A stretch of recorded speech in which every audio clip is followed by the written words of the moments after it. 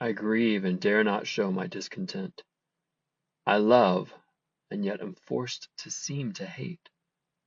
I do, yet dare not say I ever meant. I seem stark mute, but inwardly do prate. I am, and not. I freeze, and yet am burned, since from myself another self I turn.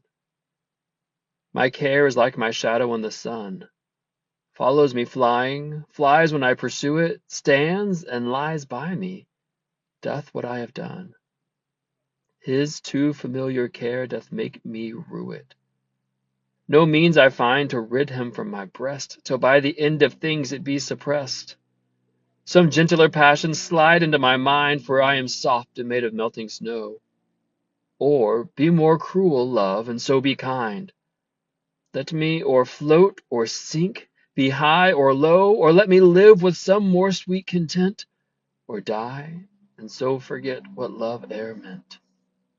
On Monsieur's departure, by Queen Elizabeth I of England.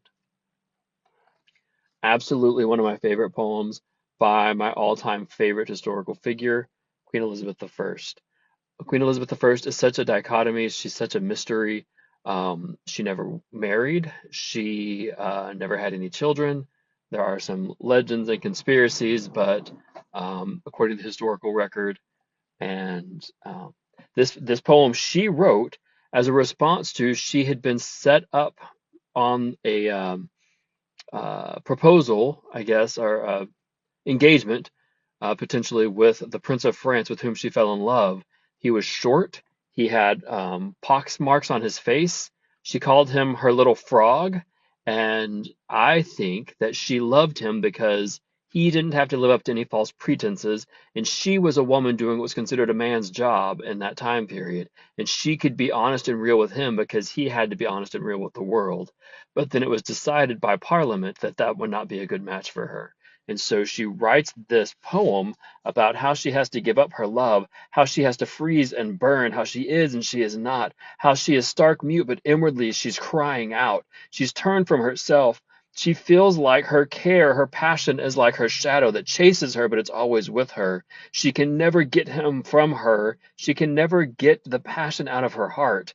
Um, so let me live with more sweet content, or die and so forget what love e'er meant. She will never be happy or fulfilled. What a beautiful, powerful poem. And we look at her as being this bulwark of strength, but she was also this literary master who and paid for and endorsed so many other literary masters.